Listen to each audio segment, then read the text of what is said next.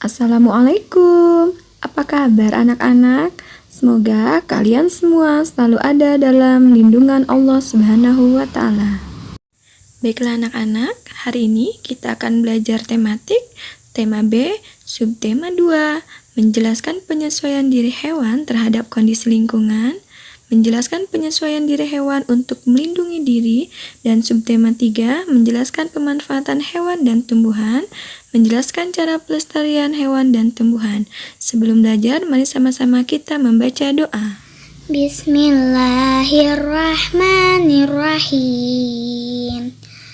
Raditu billahi rabba wa bil islami dina wa bi muhammadin nabiyya wa rasula. Rabbi zidni ilman warzuqni fahman. Shadaqallahul azim. Penyesuaian diri hewan terhadap kondisi lingkungan. Seperti halnya tumbuhan, setiap jenis hewan juga memiliki ciri khas, baik bentuk tubuh maupun perilaku. Ciri khas tersebutlah yang membantu hewan untuk bertahan hidup di lingkungannya. Berikut beberapa contoh hewan yang memiliki ciri khas sebagai bentuk penyesuaian diri terhadap lingkungan. Yang pertama, kelelawar. Kelelawar adalah hewan nokturnal. Nokturnal adalah hewan yang melakukan aktivitas di malam hari dan tidur pada siang hari. Bagaimana cara kelelawar menyesuaikan diri terhadap lingkungan?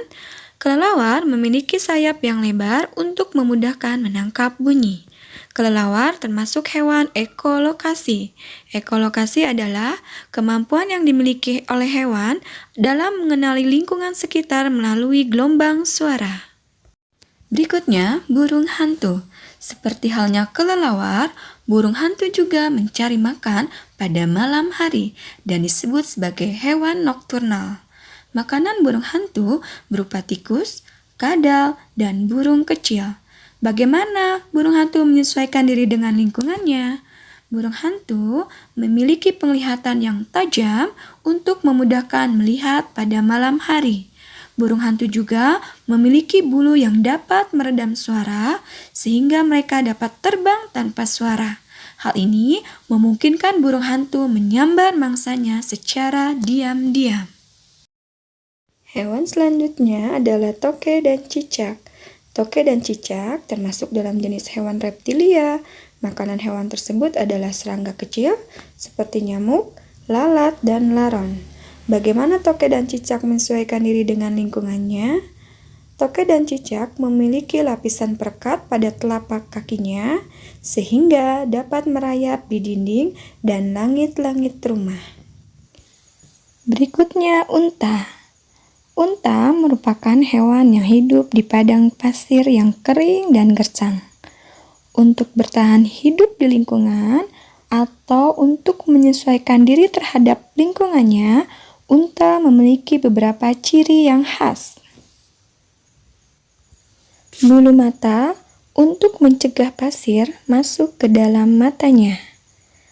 Rambutnya yang tebal dan berwarna terang melindungi tubuhnya dari panas pada siang hari dan menghangatkan tubuhnya pada malam hari. Tapak kaki yang melebar memudahkan unta berjalan di pasir. Punuk yang berisi lemak sebagai cadangan energi. Perut unta yang sangat besar dapat menyimpan makanan dan air dalam jumlah banyak.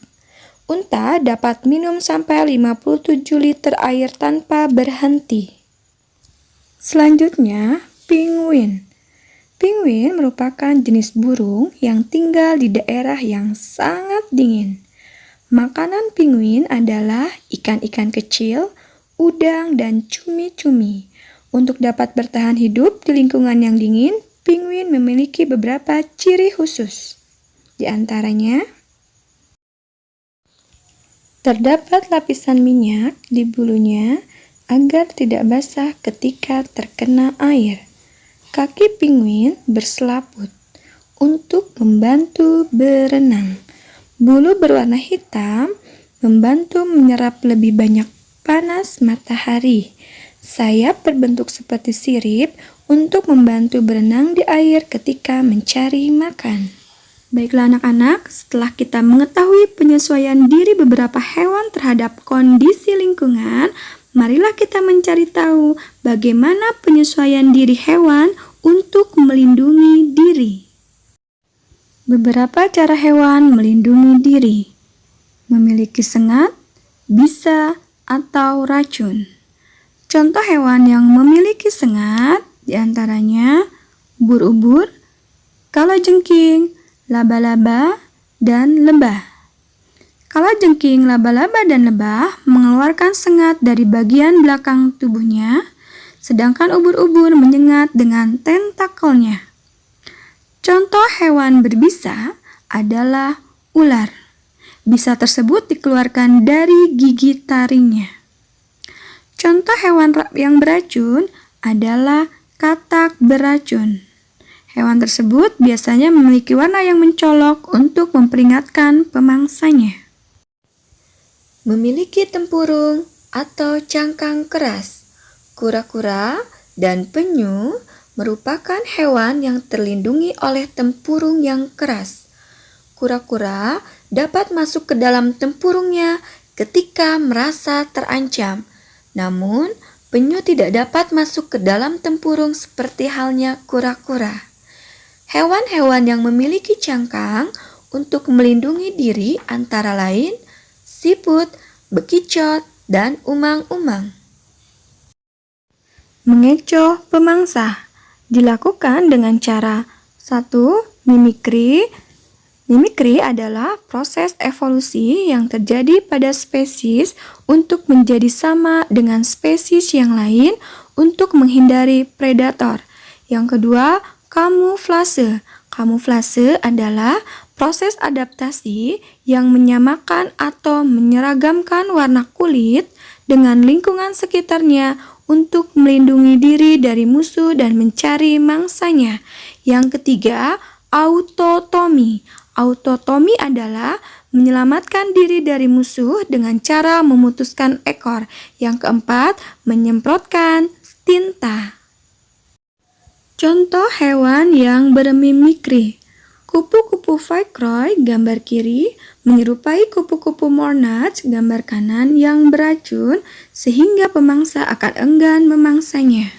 Berikutnya, ular susu gambar kiri yang tidak berbisa menyerupai ular karang gambar kanan yang sangat mematikan untuk mengelabui pemangsanya. Contoh hewan yang berkamuflase. Kadal yang berbentuk seperti daun kering bersembunyi di antara batang pohon. Bunglon mengubah warna kulitnya menyerupai dedaunan. Ngengat yang bersembunyi di batang pohon karena memiliki warna yang sangat mirip. Contoh hewan yang berautotomi diantaranya kadal dan cicak. Cicak memutuskan ekornya saat dikejar pemangsa. Ekor cicak yang masih bergerak-gerak akan mengecoh pemangsa, sementara cicak melarikan diri. Ekor cicak akan tumbuh kembali menggantikan ekor yang hilang. Contoh hewan yang menyemprotkan tinta diantaranya gurita, cumi-cumi, dan sotong. Akan mengeluarkan tinta hitam ketika dikejar pemangsa. Tinta hitam akan menghalangi pandangan pemangsa sehingga mereka dapat kabur. Yang terakhir, cara hewan melindungi diri yaitu memiliki duri. Contoh hewan yang memiliki duri adalah landak, ikan buntal, dan landak laut. Landak memiliki rambut yang termodifikasi menjadi duri yang tajam. Duri-duri landak akan berdiri ketika ada pemangsa yang datang. Berikutnya, pemanfaatan hewan dan tumbuhan. 1. Manfaat pohon kelapa. Buah bisa digunakan untuk bahan makanan dan minuman. Daunnya bisa digunakan untuk membuat atap rumah. Batangnya yang keras bisa digunakan sebagai bahan bangunan. Bunganya digunakan untuk obat. Batang pada daun digunakan untuk membuat sapu lidi. Yang kedua, tanaman bakau. Mencegah abrasi pantai, tempat berkembang biak hewan-hewan laut, buah bakau dapat dimakan sebagai pengganti nasi. Yang ketiga, lidah buaya. Daging daun lidah buaya dapat diolah menjadi bahan makanan dan minuman. Lendir dari lidah buaya digunakan untuk menyuburkan rambut dan mengobati luka bakar. Lidah buaya bisa digunakan sebagai bahan pembuatan kosmetik. Berikutnya, manfaat hewan. 1. Lebah. Lebah menghasilkan madu. Lebah membantu penyerbukan tanaman. Yang kedua, kerbau. Kerbau tenaganya untuk membajak sawah. Dagingnya dijadikan makanan seperti sate, pindang, dan soto. Kulitnya sebagai bahan pembuatan kerupuk kulit serta dijadikan beduk. Tanduknya digunakan untuk hiasan rumah dan barang kerajinan. Yang ketiga, unta. Unta dimanfaatkan sebagai alat transportasi. Bagaimana cara pelestarian hewan dan tumbuhan? Salah satu upaya pemerintah untuk melindungi hewan dan tumbuhan adalah menciptakan kawasan konservasi atau pelestarian. Salah satunya adalah cagar alam. Berikut ini adalah daftar beberapa hewan dan tumbuhan yang dilindungi di Indonesia. Hewan yang dilindungi di Indonesia diantaranya anoa, kakatua jambul kuning, owa Jawa, kukang, penyu hijau, dan rusa bawean. Berikutnya, tumbuhan yang dilindungi di Indonesia. Tumbuhan ulin, damar, tembesu, bayur, jelutung, dan anggrek larat.